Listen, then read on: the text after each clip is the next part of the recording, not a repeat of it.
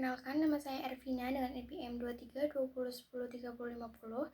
Di sini saya akan menyampaikan hasil analisis keuangan yang sudah saya lakukan terhadap PT Intan Baru Prana Tbk atau IBFN.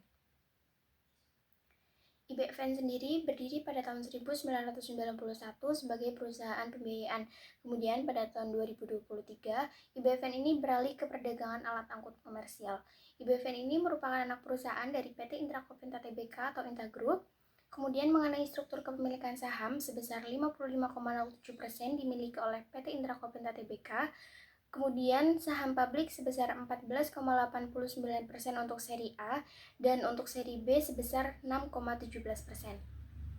Memasuki bahasan kajian kinerja dan fundamental, yang pertama mengenai kinerja operasi. Dapat dilihat pada bagian bahwasanya NOC dan TOC ini meningkat secara signifikan, tetapi IBFN juga mencatat kerugian operasional yang ditandai dengan nilai NOPAT yang negatif dan turun dari 4,6 miliar menjadi 21,1 miliar. Hal ini mengindikasikan bahwasanya perusahaan tidak efisien dalam mengelola pertumbuhan asetnya. Kedua, mengenai added value atau nilai tambah, IBFN ini gagal menciptakan nilai tambah bagi pemegang sahamnya, ditandai dengan MFA turun sebesar 52, miliar dan nilai FA yang negatif serta turun dari 30,2 miliar menjadi 44,7 miliar. Yang ketiga, mengenai kajian kinerja dan fundamental, kinerja IBFN ini terbilang buruk dengan seluruh indikator profitabilitas yang negatif. Sedangkan untuk ROE ini memiliki nilai yang positif, justru menandakan kondisinya abnormal karena berasal dari ekuitas yang negatif. Nah, untuk ROE sendiri ini memiliki nilai yang positif dikarenakan adanya pembagian dua angka negatif yang menghasilkan angka positif. Yang keempat, mengenai manajemen aset, dapat dilihat bahwasanya perputaran persediaan dan perputaran piutang pada IBFN ini mengalami perbaikan. Sedangkan untuk fixed asset turnover-nya ini masih tergolong rendah yang mengindikasikan bahwasanya aset tetap ini belum dimanfaatkan secara optimal oleh perusahaan. Nah, dapat dilihat pada bagian juga bahwasanya pada tahun 2022 IBFN ini tidak mencatat baik itu perputaran persediaan, piutang maupun fixed asset turnover-nya, yang mana pada tahun 2022 ini IBFN masih bergerak dalam bidang pembiayaan. Yang kelima, mengenai manajemen likuiditas, dapat dilihat pada bagian bahwasanya rasio likuiditas IBFN ini mengalami peningkatan.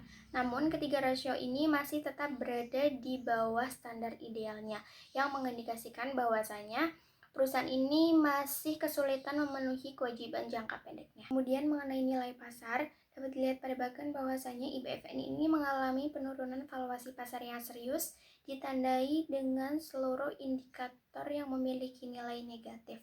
Nah, hal ini mencerminkan bahwasanya kepercayaan investor ini hilang. Kondisi ini juga menandakan bahwa pasar memandang perusahaan ini tidak layak. Bahasan selanjutnya mengenai struktur modal. Berdasarkan analisis yang sudah saya lakukan, diperoleh data debt to capital pada tahun 2022 sebesar 233%, kemudian untuk tahun 2023 sebesar 284%. Nah, debt to capital yang tinggi ini menunjukkan bahwa IBFN ini memiliki ketergantungan yang sangat tinggi terhadap utang.